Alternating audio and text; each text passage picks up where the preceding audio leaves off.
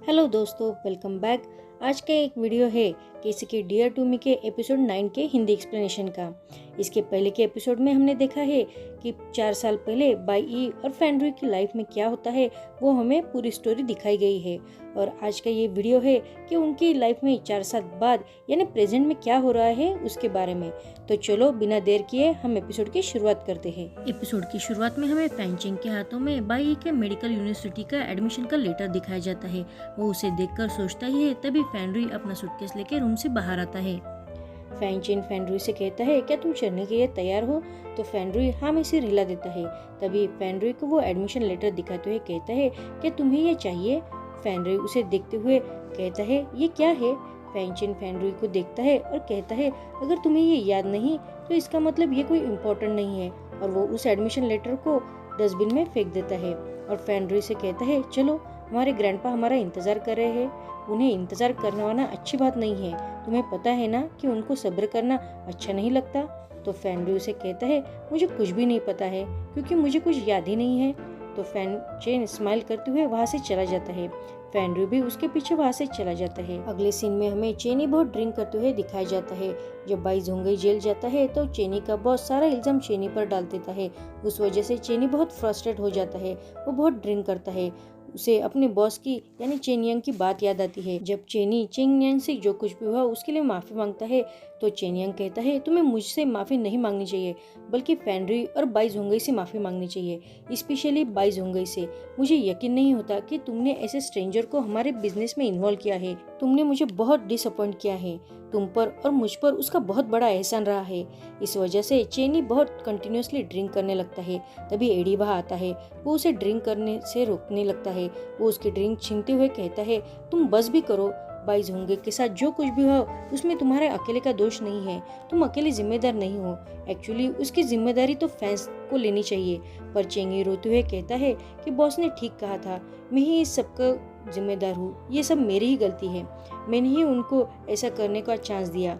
मैंने बहुत ट्राई किया सब कुछ सही करने का, पर मैं फेल हो गया। मैंने उन्हें नाराज किया है। ये सब सुनकर एडी को चेनी के लिए बहुत बुरा फील होता है। और वैसे भी कोई भी अपने प्यार को ऐसे तकलीफ में नहीं देख सकता। वो चेनी को संभालते हुए कहता है, मैं तुम्हें कैसे होश में लाऊं? रियलिटी कैसे समझाऊं? प्लीज होश में आ जाओ। कैसे लाऊं तुम्हें मैं होश में? बताओ मुझे। तुम बॉस को भगवान समझते हो, लेकिन वो तुम्हें सिर्फ अपने बेटे जैसा मानते हैं। ये बात तुम्हें समझनी होगी। तुम उसे कितना भी पसंद करो, अपना प्यार उस पर कितना भी प्रूव करने की कोशिश करो, लेकिन तुम्हें वो प्यार नहीं करेगा। तुमसे वो कभी भी प्यार नहीं कर सकता। तुम्हें एक ही इंसान प्यार करता है और वो मैं हूँ। मैं तुम्हें हमेशा से प्यार करता हूँ, जब मैं छोटा था तब से। पर तुम इडियट हो, तुम्हें ये बात समझ में ही नहीं आती। मैं अकेला हूँ, मैं स्टूपिड हूँ, लेकिन मैं तुमसे बहुत ज्यादा प्यार करता हूँ और बचपन से करता आ रहा हूँ। एडी उसकी केयर करते हुए कहता है, प्लीज होश में आ जाओ। पर चेनी को तो कुछ भी होश नहीं रहता। वो फिर से ड्रिंक करने के लिए बोतल लेने जाता है। एडी उसे रोकने की कोशिश करता है। इस कोशिश में वो दोनों बेड पर गिर जाते हैं। तो एडी उठने लगता है, पर चेनी उसका हाथ पकड़कर उसे अपनी ओर खींचता है। एडी चेनी के ऊपर गिर जाता है। चेनी उसे कसकर अपनी बाहों में पकड़ लेता है। एडी खुद को छुड़ाने की कोशिश करते हुए कहता है, मैं तुम्हें संभाल नहीं सकता हूँ, तुम बहुत ड्रंक हो गए हो। पर चेनी उसे कसकर पकड़े हुए टर्न होता है और वो एडी के ऊपर सोता है। एडी उसे उठाने के लिए हल्के हाथों से मारने लगता है और वो मोबाइल में टाइम देखता है। वो कहता है, चेनी उठ जाओ, और वो उसे हाथ से साइड में करने लगता है। तो चेनी एडी के ऊपर उसके पास आता है। उसे सेड्यूस करते हुए कहता है, अगर एडी ने ये सुना तो वो गुस्सा करेगा। यानी चेनी को ऐसा लगता है कि वो उसके बॉस के साथ ही है। वो एडी को प्यार करने लगता है। एडी उसे दूर करने की कोशिश करता है, लेकिन वो दोनों टर्न हो जाते हैं और एडी चेनी के ऊपर आता है। चेनी कहता है, तुम मुझे अपने आप से दूर मत करो। तुमने कहा था ना कि तुम मुझसे हमेशा प्यार करते हो। तो एडी को उनका पहला किस याद आता है और एडी उससे कहता है, तुम मुझे तुम्हें प्यार करने का चांस दे रहे हो? और वो चेनी को किस करता है। वो दोनों कंटिन्यूसली किस करते हैं। एडी खुद के कपड़े निकालता है और वो चेनी के निकालने जाता है। तो उसे याद आता है कि चेनी ने कहा था कि हम दोनों भाई हैं।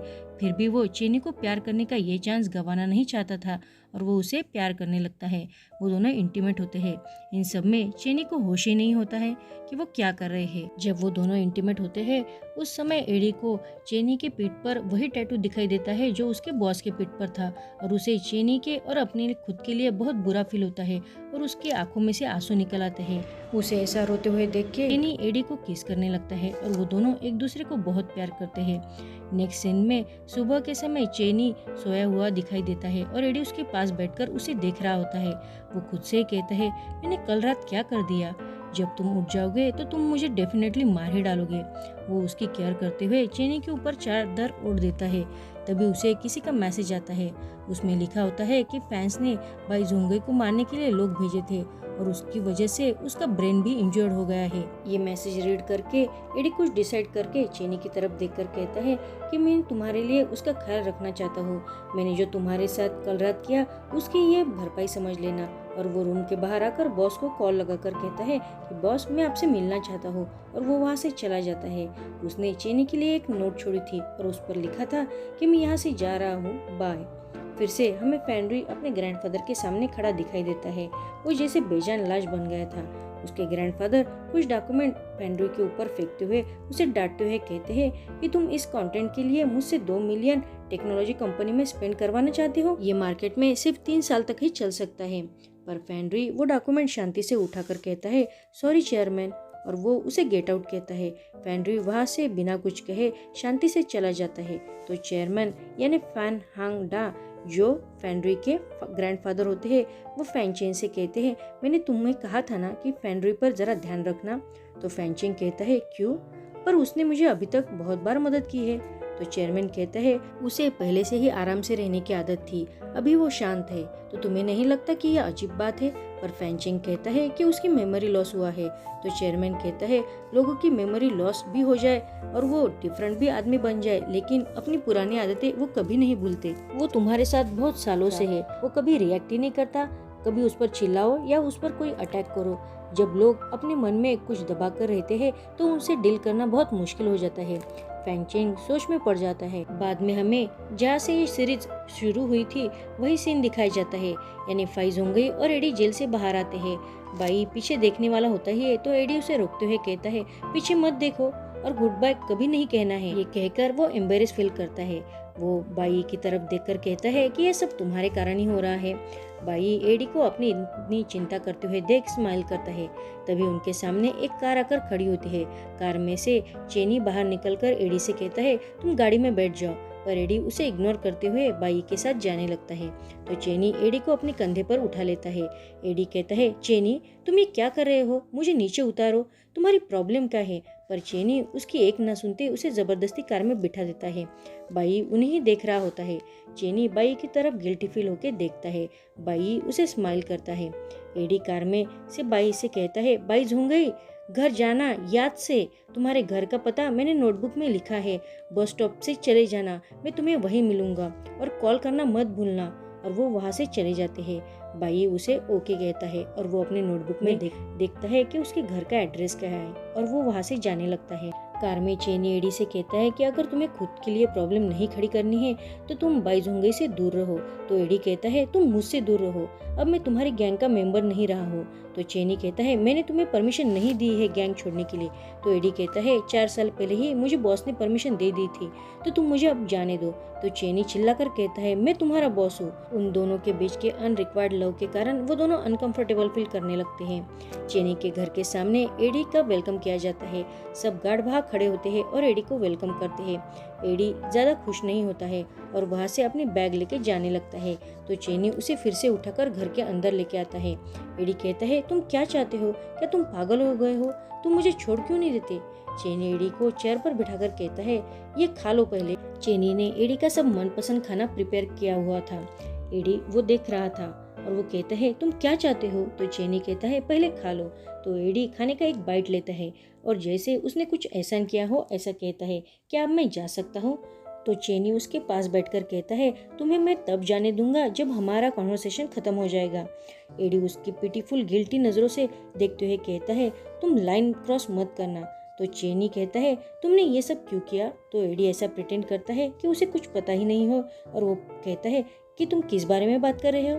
तो चेनी कहता है मैं जब ड्रंक था तो तुमने मुझसे कहा था कि तुम मुझसे हमेशा ही प्यार करते हो। तो एडी ऐसे दिखाता है कि उसे कोई फर्क ही नहीं पड़ता और वो आगे कहता है कि ओह तो तुम इस बारे में डिस्कस करना चाहते हो, ओके ठीक है। और वो चेनी का हाथ पकड़ के उसे रूम की ओर ले जाते हुए कहता है चलो हम तुम्हारे रूम में चलते हैं। चेनी उसका हाथ छुड़ाते हुए कहता है कि तुम ये क्या कर रहे हो।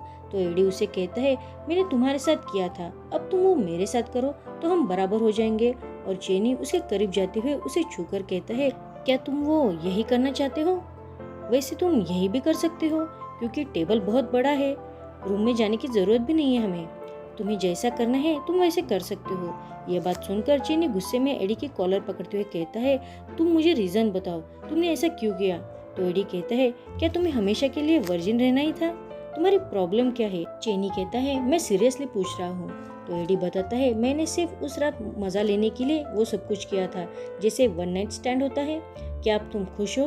मैं गैंग से अब बाहर हो चुका हूँ तो मुझे अब जाने दो, हम दूसरे को एक दूसरे से अब कभी नहीं मिलना चाहिए, नहीं तो फिर से प्रॉब्लम हो सकती है। और वो वहाँ से जाने लगता है। चेनी उसका हाथ पकड़कर उसे कहता है कि तुम झूठ बोल रहे हो। एडी अपने प्यार को दबाते हुए कहता है जो भी हो और वहाँ से चला जाता है। चेनी कहता है मैं इसका जवाब ढूंढ कर रहूंगा, तुम कितना भी मुझे इंतजार करवाओ लेकिन मुझे उसकी परवाह नहीं है। अगले सीन में हमें बाई अपने घर के लिए जाते हुए दिखाई देता है। वो घर के रास्ते पर ही होता है लेकिन उसे देख ऐसा लगता है कि उसे एग्जैक्टली अपना घर याद नहीं है। फिर वो एक घर के सामने खड़ा हो जाता है, वो बहुत दुखी दिखाई देता है।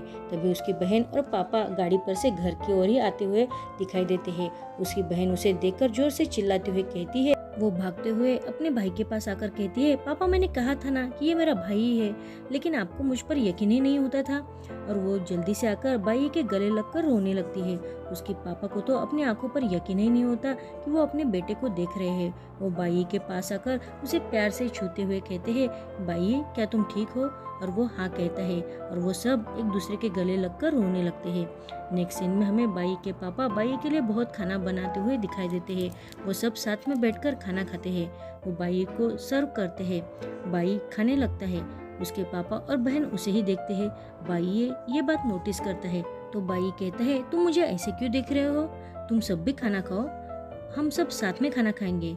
उसकी बहन कहती है नहीं, मेरा पेट आपको देखकर ही भर गया है भैया। और वो ऑलमोस्ट रोने वाली ही होती है। तभी उसके पापा बाई को खाना सर्व करते हुए कहते हैं कि तुम खाना खाओ, तुम्हारा ये फेवरेट खाना है। उसकी बहन भी उसे सर्व करती है और वो खाने को कहती है। तो बाई कहता है तुम लोग भी खाना खाओ, हम बहुत दिनों के बाद ऐसे साथ में खाना खा रहे हैं। और बाई भी उनको खाना सर्व करने लगता है। ये बात सुनकर उसकी बहन रोते हुए अंदर चली जाती है। बाई अपनी बहन के बारे में अपने पापा से पूछता है तो वो बताते हैं कि उसको तुम्हारे लिए बहुत बुरा फील होता है क्योंकि वो सोचती है कि उसने मेरा अच्छे से ख्याल नहीं रखा और इस वजह से तुम्हें हर्ट हुआ है। उसके पापा भी रोने वाले होते हैं लेकिन वो खुद को संभलते हुए कहते हैं कि चलो जाने दो वो बात और खाना खा लो। उसके पापा बाई से फैंड्री के बारे में पूछते हैं। वो कहते हैं क्या उसने तुम्हें कभी कांटेक्ट किया। तो बाई उन्हें बताता है कि उसने अपनी मेमोरी खो दी है, उसे अब कुछ भी याद नहीं है। अगर उसे कभी भी कुछ भी याद आ जाएगा तो वो पहले मेरे पास ही लौट के आएगा। उसके पापा को रोने को कंट्रोल नहीं होता है और वो ड्रिंक लेने का बहाना करके वहाँ से चले जाते हैं। ये बात बाई को समझ आती है।